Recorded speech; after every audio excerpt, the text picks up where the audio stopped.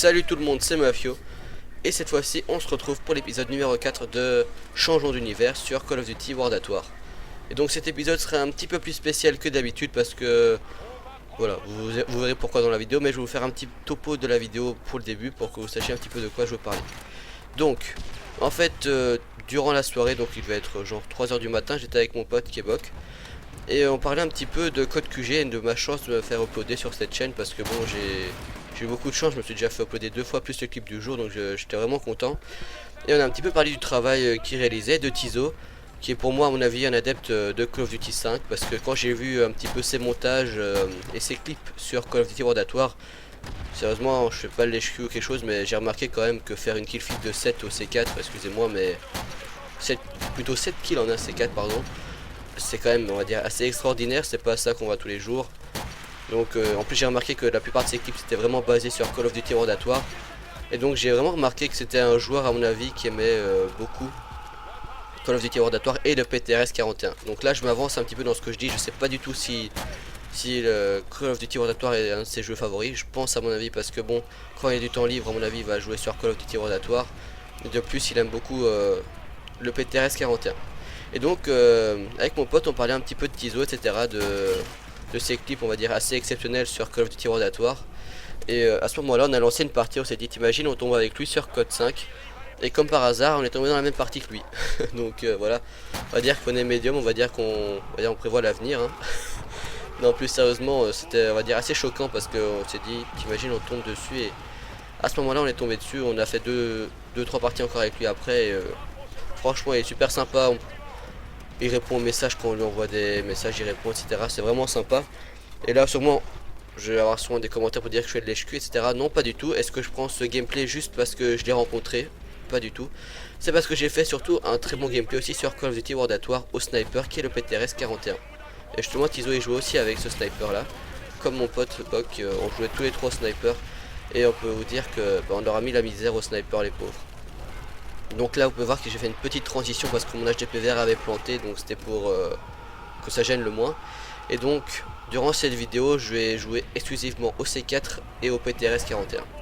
Donc le PTRS 41 pour que vous y retrouviez un petit peu mieux, c'est un petit peu la même chose que le Barrett sur Call of Duty Modern Warfare 2, mais on peut moins tirer en rafale comme sur Modern Warfare 2. Donc en clair vous pouvez pas trop mitrailler avec ce sniper, c'est ça qui est bien.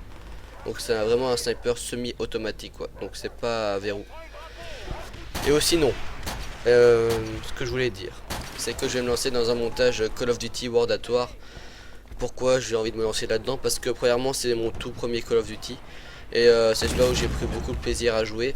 Et de plus je trouve que des montages sur Call of Duty World at War sont vraiment, quand je dis rare, c'est vraiment très très rare. Parce que les nombreux joueurs qui jouent à Call of Duty font vraiment des montages Modern Warfare 2, Black Ops maintenant ça commence à devenir rare.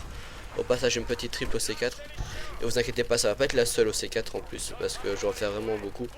Et donc quand je dis la plupart des joueurs font des montages sur Call of Duty Modern Warfare 1, donc code 4, Call of Duty Modern Warfare 2, et Black Ops quand même maintenant commence à se faire rare, donc voilà, c'est pour ça que je préfère maintenant me lancer aussi dans un montage Call of Duty World at War. Et donc vous avez remarqué, j'ai de nouveau fait encore une triple au C4. Ce C4 est vraiment exceptionnel parce que vous pouvez faire vraiment des enchaînements assez amazing. Et la Bok il était en train de me parler au micro en me disant oui t'as vu Mafio, t'as la deuxième triple au C4. Essaie de gérer ce gameplay pour ton épisode changeant d'univers. Et donc là je me suis dit bon pourquoi pas, on va essayer de gérer. Et vous allez voir quand même que les chiens je vais aussi les débloquer un bon nombre de fois durant la partie hein. Donc c'est vraiment un jeu que je trouve vraiment extraordinaire et que j'avais plus joué depuis longtemps, je vais vous l'avouer sincèrement, j'avais plus joué depuis à mon avis quelques mois. Et là franchement j'ai redécouvert et j'y joue quasi on va dire tous les jours maintenant. Parce que c'est vraiment un jeu où je prends beaucoup plus de plaisir, je commence pas à me prendre la tête comme sur Modern Warfare 2 avec tous les lance-grenades. Il y a beaucoup moins de barreaux aussi j'ai l'impression sur Call of Duty World at War. Et donc vous allez voir que l'endroit où je suis, c'est vraiment un endroit extraordinaire lorsque les ennemis ont ce drapeau là. Parce que vous pouvez les enchaîner les pauvres, c'est d'une manière assez puissante. Bon bien sûr je vais faire quelques fails parce que j'étais on va dire... là j'étais vraiment en mode clip. À la base je voulais pas faire un gameplay. Donc j'essaie de faire des clips pour un futur montage World at War comme je vous ai dit. Et donc là j'essaie de faire des kill feed hein, tout en essayant d'enchaîner. Là j'étais vraiment content Il y a des petites parties où je vais bien enchaîner des gens. Donc c'est vraiment pas mal. Là je m'en foutais. Là sérieusement je précise quand même. L'artillerie je l'envoyais un peu n'importe où. Parce que j'étais à un bon endroit. Et je savais que j'allais débloquer les chiens. Donc pas de problème. Je vais rester à cet endroit là. Et là j'ai décidé de sortir le petit Magnum. Qui est aussi assez puissant. Et voilà. Comme je dis dans mes vidéos, je suis trop gourmand à des moments. Chaque fois je veux aller trop loin, trop vite. Et chaque fois je me fais tuer quoi. C'est vraiment bête en plus quand je me fais tuer. Et donc l'artillerie, comme je vous ai dit, j'ai vraiment envoyé n'importe où. Et j'ai quand même fait une double élimination. Et j'ai renvoyé de nouveau une fois les chiens d'attaque. Et donc comme je vous ai dit, Tizo, moi et mon pote Kebok, on va vraiment jouer au sniper. Et des pauvres, je vous jure, avec le PTRS 41 on va leur mettre la misère. Ça va être assez violent quoi. Parce que regardez, ils vont vraiment être bloqués au spawn. Peut-être que ça va être pris pour du spawn kill, mais à la base c'est pas ce que je voulais faire hein. Mais bon, si ça peut toujours faire plaisir hein, pourquoi pas. Et vous allez voir que voilà, de nouveau les chiens d'attaque. Et donc c'est un petit peu la technique que je vous ai dit lors de l'ancien gameplay commenté sur Changeons d'univers épisode 3. C'est que en fait, avec marqueur, ouais, bon, avec ce sniper, je vais vous dire sincèrement, au one shot la plupart du temps. Et on va dire 75% du temps le one shot avec ce sniper. Et sinon on fait quelques hit marqueurs, mais on va dire que c'est plus rare que sur les autres Call of Duty. Et sinon ce qui est bien dans ce jeu, comme je vous ai dit dans l'autre commentaire, c'est que c'est beaucoup plus réaliste. Lorsque vous tirez surtout avec le PTRS, il y a les membres qui se déchirent, etc. Il y a des bras qui partent, il y a des pieds qui partent, etc. Et c'est ça que je trouve vraiment bien dans ce jeu. Vous allez dire que c'est beaucoup plus gore bien sûr, mais bon, je trouve ça plus appréciable. Appréciable ça c'est pas, mais je prends beaucoup plus de plaisir à jouer à un jeu qui est beaucoup plus réaliste quoi. Donc voilà.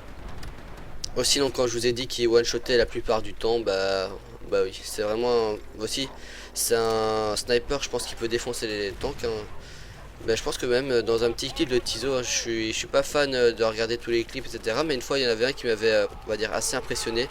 C'est qu'en une balle de PTRS, une fois il a pété un tank.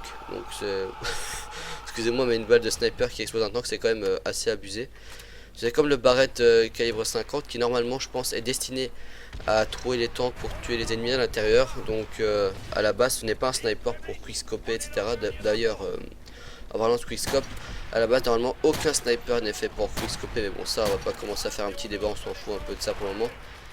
Et regardez, on a de nouveau recapturé un drapeau et on va de nouveau les rebloquer au spawn. Donc franchement ils vont pas avoir de chance, les pauvres ils vont se faire vraiment enchaîner. Et là, là je sais pas du tout ce que j'ai fait, je me suis touché on va dire ça comme ça. J'ai fait vraiment de la merde sur ce coup là. Mais donc, pour ceux que ça intéresse, Call of Duty World at War maintenant je pense que voilà, il est beaucoup moins cher qu'avant. Et en plus ce qui m'a fait plaisir aussi c'est que lorsque j'ai fait un petit commentaire qui est passé sur Code QG, c'est justement Changeons d'univers épisode 3 sur World at War. Et j'ai reçu des commentaires sur le gameplay. Merci beaucoup, tu m'as fait découvrir ce jeu, je vais l'acheter maintenant. Merci beaucoup de m'avoir fait découvrir ce jeu. Au passage, une petite collatérale aussi fort sympathique. Donc franchement, si vous avez jamais essayé ce jeu, essayez de vous le procurer, de le louer ou de le demander à un pote. Juste pour essayer parce que c'est vraiment un jeu qui vaut la peine. Et je comprends pas d'ailleurs pourquoi il a été autant délaissé. Sérieusement, je comprends pas du tout pourquoi. Pourtant, personnellement, je vais vous le dire sincèrement, je le préfère maintenant à Modern Warfare 2. Parce qu'il y a beaucoup moins de lance-grenades, il n'y a pas ces machines de guerre qui vous tuent, c'est UMP45 surcheaté, etc. Donc c'est vraiment pas mal. Donc franchement je vous conseille ce jeu si vous avez jamais joué. Et même si vous avez joué, je vous conseille de re-y jouer. Parce que vous allez prendre beaucoup plus de plaisir. Parce que je pense que la plupart des personnes qui regarderont cette vidéo vont, on va dire la plupart du temps, jouent sur Call of Duty Modern Warfare 2. Et je peux vous jurer que lorsque vous jouez un petit peu à World at War, ça change vraiment. Et pour ça que ça change d'univers comme s'appelle ma série. Et je vous jure, faites-le, vous serez pas du tout déçus. Ça je peux vous le jurer. Et donc ce qui est bien dans ce mode de jeu qui est en fait la guerre. En clair c'est plutôt une genre de guerre terrestre. Le mode de jeu pour le moment où je suis. En clair c'est de 8 à 18 joueurs je pense. Et donc en clair c'est un petit peu comme Call of Duty Modern Warfare 2. Il y a du match à mort par équipe et il y a de la guerre au lieu de la domination. Et je trouve que la guerre aussi c'est vraiment un mode de jeu qui est aussi de nouveau plus réaliste que sur les anciens Call of Duty. Et qui est exclusif à Call of Duty World at War. Parce que sérieusement sur ce jeu, eh ben, la guerre en fait c'est des drapeaux. Et en fait vous avez 3 drapeaux par équipe. Et en fait le but c'est d'aller capturer les drapeaux et de gagner. Et en fait lorsque vous êtes à égalité et que vous n'avez pas su capturer tous les drapeaux ennemis et que la limite de temps est finie, et ben alors là il y a la bataille, on va dire, finale, et où il y a le dernier drapeau qui est le drapeau du milieu, où tout le monde doit se rassembler, essayer de le capturer afin que la partie soit gagnée. Donc franchement c'est un mode de jeu qui est exclusif à Modern Warfare, j'allais dire, excusez-moi, à World at War, et c'est vraiment un mode de jeu que j'apprécie énormément parce que déjà, comme je vous ai dit, beaucoup plus réaliste et c'est beaucoup plus sympa de jouer avec. Et donc voilà, la partie va déjà bientôt s'achever, donc en tout cas j'espère que bien sûr cette petite vidéo vous aura plu. Faut se dire aussi que c'était vraiment une partie exclusivement au sniper et à la base c'était pas censé être un gameplay, donc voilà, je pense que c'est un gameplay encore assez correct, on va dire ça comme ça. Et en plus une petite rencontre avec Tizo qui n'était pas du tout voulu à la base, donc voilà, petite partie fort sympathique où je termine avec un ratio de 70 kills pour 12 morts avec 14 assistances. Et aussi un très grand merci à tous pour les 1500 abonnés, parce que c'est quand même énorme déjà 1500 abonnés. Donc merci à tous, restez comme vous êtes, aimez les vidéos comme vous le faites, franchement c'est excellent. Et merci à tous, portez-vous bien et à la prochaine.